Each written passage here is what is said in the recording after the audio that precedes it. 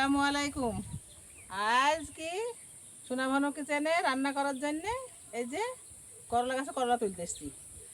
তোমরা সবাই ভালো আছো তো দর্শক? আশা করি সবাই ভালো আছো। আল্লাহর রহমতে আমিও ভালো আছি।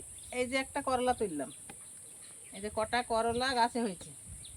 করলা তেতো তরকারি হবে। এই যে অনেক কদিন তোলা হয়নি, আমি আবার সব লাগি টাগি খাই। এই যে অনেক কটা করলা তুলে ফেললাম, এই করলার রেসিপি বানাবো। এই যে বেগুন তুললাম, আজ বেগুনের কী করবো, রান্নাঘরে রেসিপি বানাবো।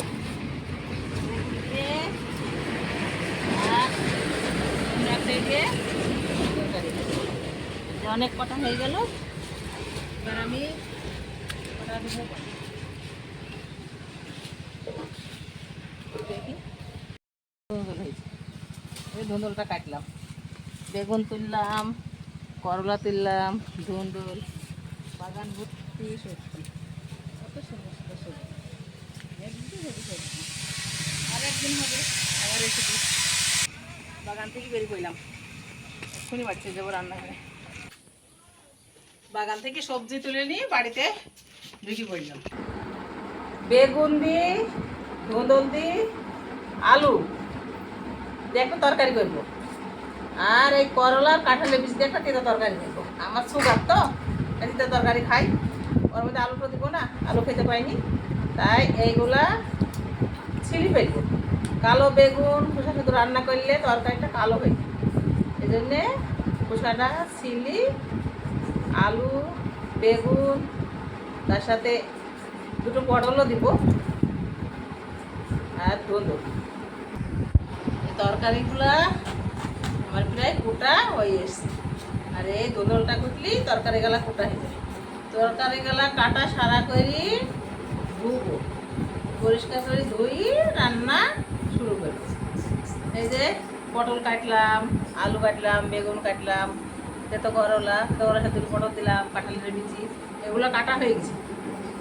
আর এবার এই ধুন্দুলটা কাটছি, তরকারি কোটা সব হয়ে যাবে।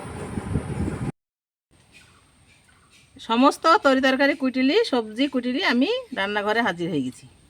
সোনাভানু কিচেনে আজ রান্না হবে এই যে খাসি ছাগলের চরব, তারপরে পটল, আলু, টমেটো, ধুন্দুল, বেগুন, এই কটা দিয়ে এক জায়গায় মিশি তরকারি হবে। আর এটা হবে পটল, করলা আর কাঁঠালের বিচি। তার মানে আমি আলু খাইনি, সেই জন্য এই তেতো তরকারির সাথে কাঁঠালের বিচি দিয়েছি। দিয়ে এখন রান্নাবান্না শুরু করব। রান্নাঘরে সমস্ত জিনিসপত্র নিয়ে রেডি হয়ে গেছি। এই যে ছাগলের চর্বিটা একটু ছোটো ছোটো করে কেটে নিলাম, কেটে ভেজে নিব। ভেজে ঢেলে নেওয়ার পর পটল, আলু এগুলো একটু, এই যে উনুনটা ধরে দিলাম, কড়াইটা তাতলে গরম হলে তেলটা দিয়ে দেবো, দিয়ে খাসির চরবটা ভেজে নিব। খাসির চরবটা ভেজে তুলে নিব, নেওয়ার পর আলু, পটল এগুলো একটু একটু করে গরম করি, সুন্দর করি নাড়াচাড়া করি। 5 মিশালি সবজি, তার সঙ্গে খাসি ছাগলের চর্বি, ওটা দিয়ে একটা রেসিপি তৈরি হবে। আর তেতো করলা, পটল, কাঁঠালের বিচি দিয়ে একটা রেসিপি তৈরি হবে। সরিষার তেলটা কড়াই দিয়ে দিলাম, তেলটা গরম হইলে চর্বিটা ভেজে নিব।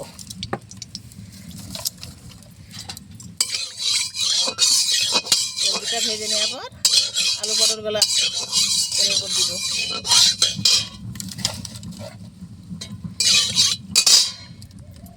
একটু হলুদ দিলাম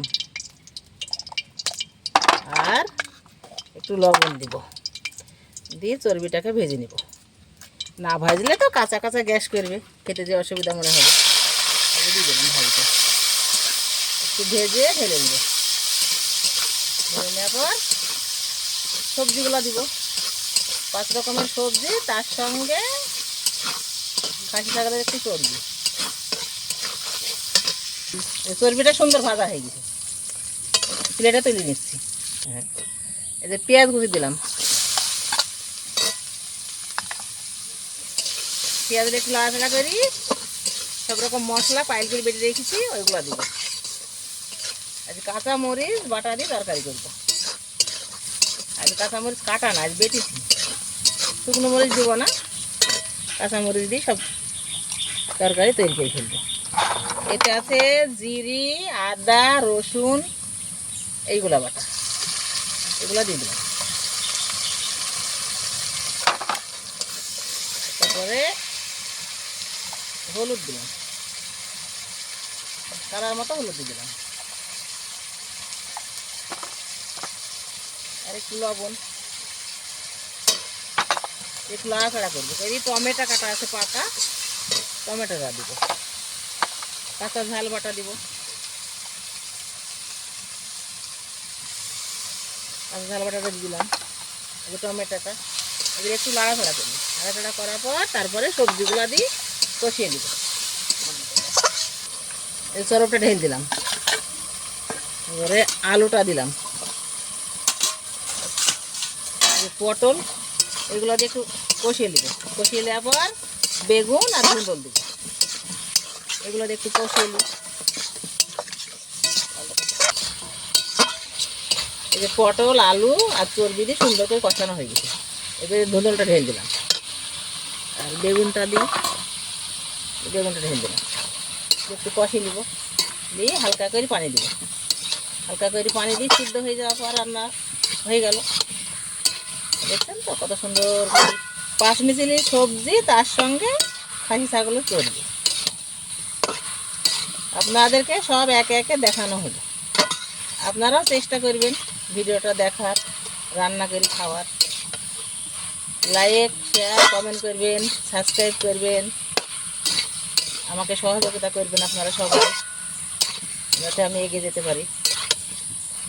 কষা সুন্দর করে মশলাটা মেখেছে, দেখেন তো কত সুন্দর মেখে গেছে। এদের একটু পানি দেবো গলা মতো,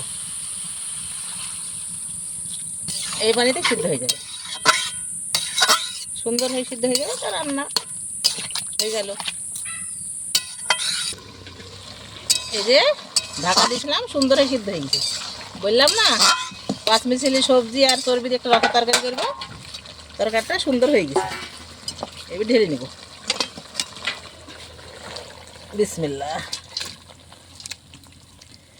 পাঁচমিশালি সবজির তরকারি রান্না করলে এত হেভি লাগে ভাত খেতে, খুব সুন্দর লাগে। সেই জন্যে আমি পাঁচমিশালি তরকারি বেশি করি। আর পাঁচমিশালি তরকারি করা বলতে আমি তো আর কিনিনি, সবই আমার বাড়ির, আলুটা কিনা। এটা ঢেলে নিলাম, আর একটা তরকারি চাপাবো। বলিস না দুটো তরকারি হবে, একটা তরকারি হবে। এই যে আমার সুগারের জন্য আলু খাইনি, এই যে করলা পাতলা পাতলা করে কেটেছি, আর কটা পটল কেটেছি পাতলা পাতলা করে, এই কাঁঠালের নিচে এক জায়গায় দিয়ে ধুয়েছি, একটা তরকারি রান্না করবো। এই যে পেঁয়াজ কুচি গলা দিব, তারপরে এই যে বাটা জিরি, আদা, রসুন সেগুলা দিলাম, কাঁচা মরিচ বেটে নিয়েছি, এইসব বাটা, আর মাপ মতো স্বাদ মতো লবণ দিব একটু,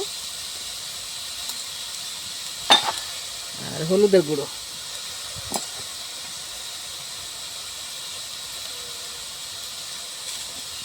হলুদের গুঁড়ো দিলাম, আর কাঁচা সরিষার তেল ঢেলে দেবো, দিয়ে একটু সল্লি দিয়ে লাড়াচাড়া করে দেবো।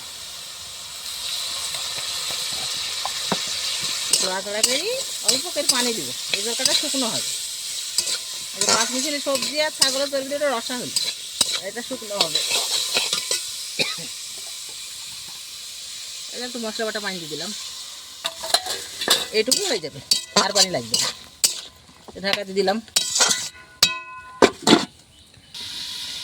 এই তরকারিটা চাপিয়ে দিয়েছিলাম, তেতো তরকারিটা, এই যে রসটা সুন্দর হয়ে মরে এসছে, সিদ্ধ হয়ে এসছে, আর একটু শুকনো হলে নামিয়ে ফেলবো। এসে রস সব মরে দিচ্ছে, একটা একটা হয়ে শুকনো তরকারি হবে। আর একটু ঢাকা, এই যে ঢাকনাটা হালকা করে দেখছি, এই তরকারিটা সুন্দর হয়ে গেছে, আর রস নেই, সেদ্ধ হয়ে গেছে, গোটা গোটা থাকে। শুকনো তরকারি আমি এরকম করে রান্না করি, একটু গোটা গোটা করে রান্না করি। এবার আমি ঢেলে নিব, বিসমিল্লাহ।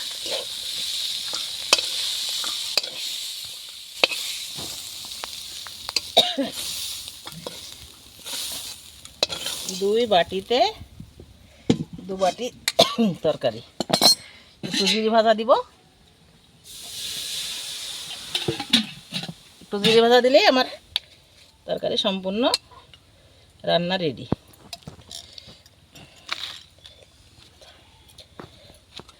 আমার রান্নাঘরে রান্না রেডি। এই যে একটু জিরে ভাজা দিছি, জিরে ভাজা দিলে তরকারিটা একটু সেন্ট লাগে, খেতে ভালো লাগে, তাই জিরে ভাজা দিছি। আপনারা পুরো ভিডিওটা দেখেন, লাইক শেয়ার কমেন্ট করবেন, সাবস্ক্রাইব করবেন। আপনারা সবাই ভালো থাকবেন, সুস্থ থাকবেন এই কামনা করি। আল্লাহ হাফেজ।